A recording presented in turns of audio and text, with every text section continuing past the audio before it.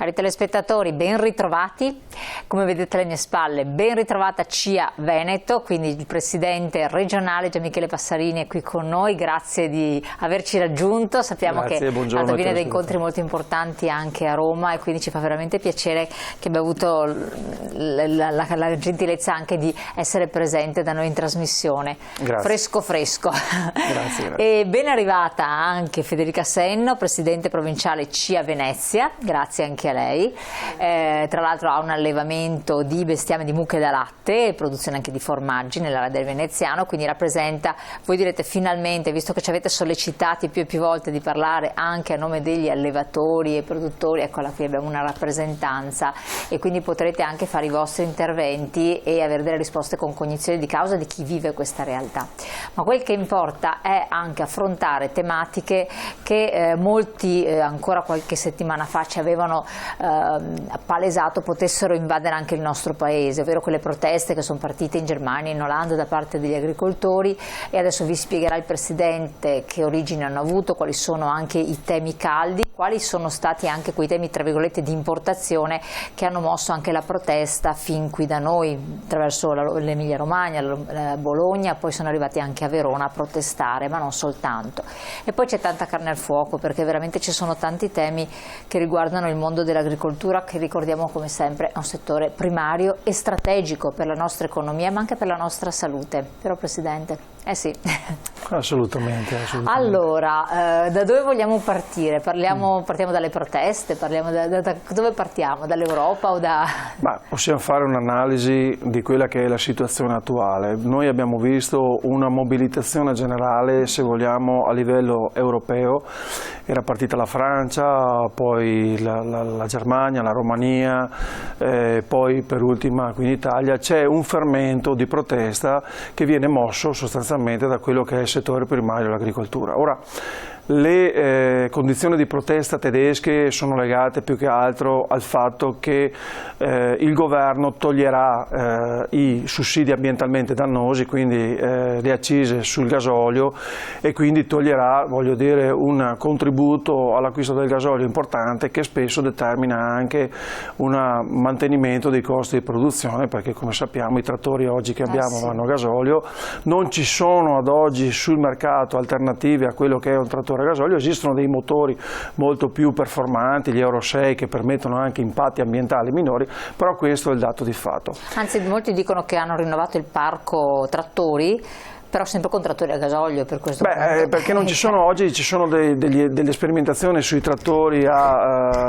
mi sembra a metano, ad idrogeno, l'elettrico se non in piccole taglie, quindi sostanzialmente manca oggi l'alternativa. Ma detto questo, quello diciamo è la motivazione per cui i tedeschi sono scesi in piazza. L'altro aspetto è che anche in Italia si tende ad emulare quel tipo di protesta, partendo però da un presupposto.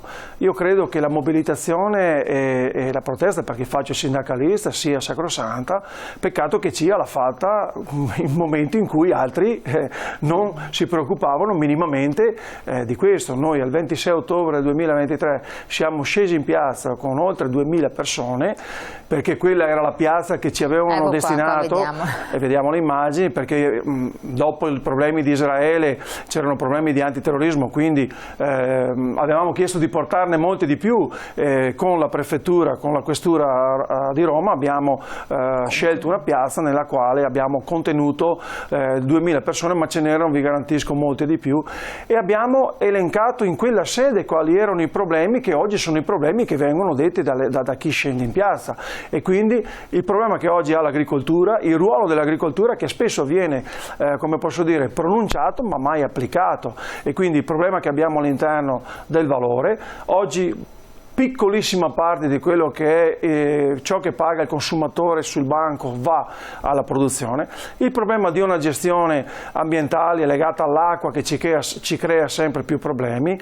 Il problema anche di normative, in questo caso similari a quella che è la protesta che oggi sta avvenendo a livello internazionale, di un'Europa che ha posto come obiettivo il Green Deal, cioè questo grande pacchetto di misure ambientali, di risorse volte alle misure ambientali e ecologiche, ma che sostanzialmente non ha costruito i percorsi per farlo in maniera sostenibile, cioè è un interruttore che da oggi a domani tu devi spegnere e quindi metti in difficoltà quelle che sono i nostri agricoltori, le nostre produzioni agricole, in quanto gli dai degli obblighi ma non gli dai delle alternative, se facciamo l'esempio dei trattori. Sì. E se facciamo l'esempio per quanto riguarda poi le buone pratiche oppure gli ecoschemi, tutta questa condizionalità che ci mettono le nostre aziende agricole, diventa molto più gravosa attuarla che fare a meno. Allora è chiaro che il problema è anche rivedere, non tanto negli obiettivi generali, cioè nessuno di noi vuole essere negazionista a dire che il clima lo sta cambiando, lo vediamo giornalmente,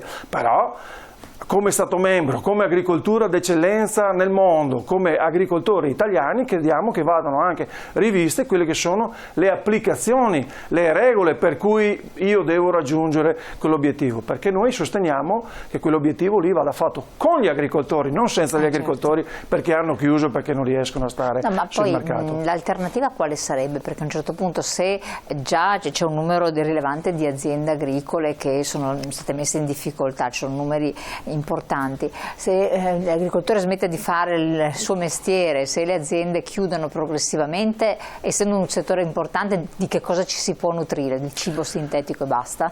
Che poi ha dei costi anche rilevanti, rischiando poi che quei pochi che restano nel settore agricolo, per poter sopravvivere, alzino ancora i prezzi e quindi la maggior parte dei cittadini non può neanche comprare certi prodotti dell'agricoltura. Guardi, lo scenario è ampio. Io direi, dal punto di vista del cibo, non necessariamente dobbiamo riversarsi sul cibo sintetico, che oggi risulta inapplicabile, tanto è che noi abbiamo una norma che vieta l'introduzione del cibo sintetico in Italia. Avremmo problemi probabilmente di importazioni, quelle sì, ma pensiamo per un momento di vedere i nostri territori meravigliosi, Padova, Venezia, Treviso, Verona, il Bellunese, il Vicentino, senza l'opera dell'agricoltore. Proviamo per un momento ad immaginarlo. C'è anche quell'aspetto lì. Certo, perché quell'aspetto lì è fondamentale per quanto riguarda la tenuta sociale, cioè noi nelle aree interne, le aree alte montane, se non abbiamo l'agricoltura che dà delle alternative, quella gente là non rimane su.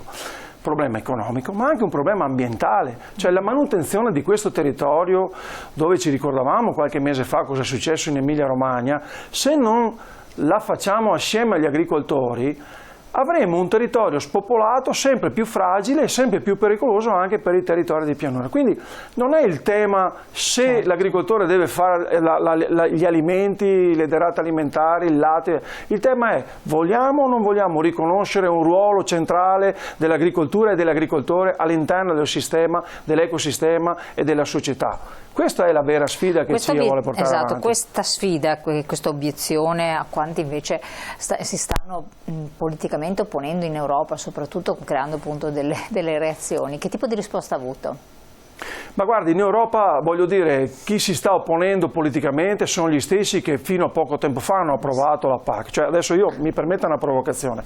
La von der Leyen, il suo progetto Green, non è che l'abbiamo scoperto ieri perché i tedeschi sono scesi in piazza. I tedeschi ne erano consapevoli anche quando è stato ora di votarlo all'interno del Consiglio europeo.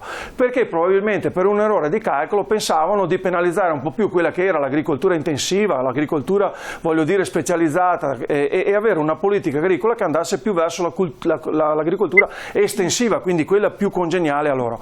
Cosa è successo purtroppo? I calcoli sono stati fatti male. Perché? Perché nel frattempo noi abbiamo avuto 3 anni di Covid, una guerra in Ucraina e adesso abbiamo una guerra in Israele. Quindi sistemi geopolitici che nello scenario generale, soprattutto riguardanti a quelli che sono gli approvvigionamenti alimentari, gli approvvigionamenti energetici, hanno messo in difficoltà il sistema. È chiaro che a quel punto hanno scoperto anche loro che probabilmente quel progetto Green è un progetto che va mantenuto negli obiettivi generali, ma va intercalato in maniera graduale negli agricoltori. E quindi è questo, cioè, voglio dire, facciamo bene sia a sparare, se vogliamo, sull'Europa, però ricordiamoci che è la stessa Europa che fino a ieri aveva proposto un progetto al quale si è aderito. Probabilmente, ma noi di CIA agricoltori italiani lo abbiamo sostenuto già da tempi non sospetti, sono mancati quelli che sono la cosa basilare che si fa quando si fa un progetto economico, quello che è l'impatto, quelli che è il tornaconto economico, quelli che sono i lati positivi, i lati negativi, cioè si è andati tout court in in un obiettivo del tutto nobile, senza però intercalarlo graduatamente all'interno delle nostre aziende. E oggi, viva Dio, vi vediamo che non era solo l'agricoltore italiano che rivendicava questo, ma adesso abbiamo un mondo che fino a ieri sembrava che puntasse il dito solo su quella che era un tipo di agricoltura specializzata come quella italiana, che sta vedendo che questa politica agricola comunitaria va, da un certo punto di vista, applicata diversamente. E quindi è chiaro, quindi porto anche il messaggio a livello nazionale, noi oggi come CIA agricoltori italiani riteniamo che l'azione vada fatta in Europa, a Bruxelles. Ci mobiliteremo a livello sindacale, ma non solo, a livello anche di nostri uffici, per poter creare delle proposte diverse, soprattutto in termini anche di politica agricola comunitaria, perché così com'è strutturata non andiamo da nessuna parte. Quindi non è una questione di rimborsi, c'è chi parla di un'assicurazione che possa risarcire in modo adeguato, di finanziamenti eccetera, perché si va proprio a cambiare le modalità e il quantum produrre. Spieghiamolo ai non addetti ai lavori.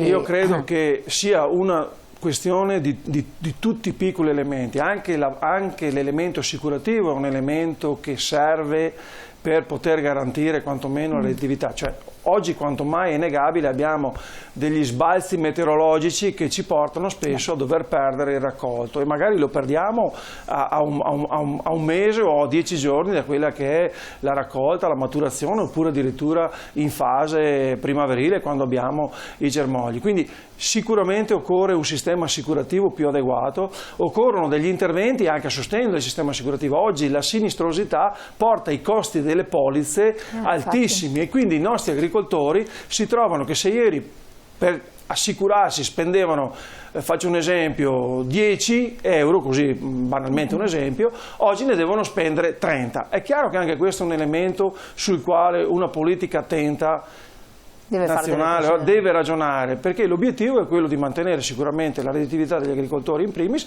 ma è anche quello di avere un approvvigionamento di materie, perché altrimenti se no rimarremo scoperti da quel punto di vista lì. Pragmaticamente, Presidente, visto che proprio lei tocca con mano questa realtà anche nel territorio, nella provincia di Venezia, come possono essere altri territori, che cosa dovrebbe essere fatto?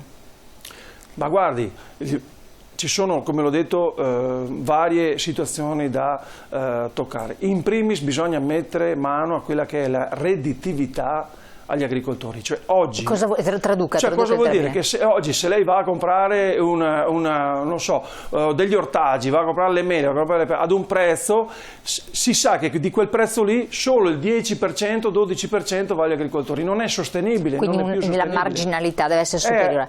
Ma questo, continuiamo a ripeterlo e i cittadini ci scrivono, non è colpa del consumatore a cui si è aumentati ancora i prezzi, non può neanche più permettersi già adesso hanno diminuito, è colpa di chi sta nella filiera, quindi forse anche voi potete intervenire con chi sapete che fa parte della filiera e agire politicamente o no, le chiedo. Assolutamente. C'è la logistica in mezzo, ci sono sfruttamento anche di manodopera, si è scoperto il caporalato, si è scoperto perché l'uovo di Colombo, c'è il caporalato, ci sono le infiltrazioni malavitose, c'è di tutto un po', ma è inspiegabile appunto che lei mi dice un 90% sia della filiera. Si è perso nella filiera. Cioè è una cosa che anche il consumatore fa un po' arrabbiare, no? E difatti noi al 26 di ottobre siamo andati in piazza gridando proprio questo, cioè oggi bisogna costruire un percorso, non dico etico, perché voglio dire nel commercio, nelle transazioni economiche l'etica ha il suo posto, però bisogna riconoscere che se oggi una filiera,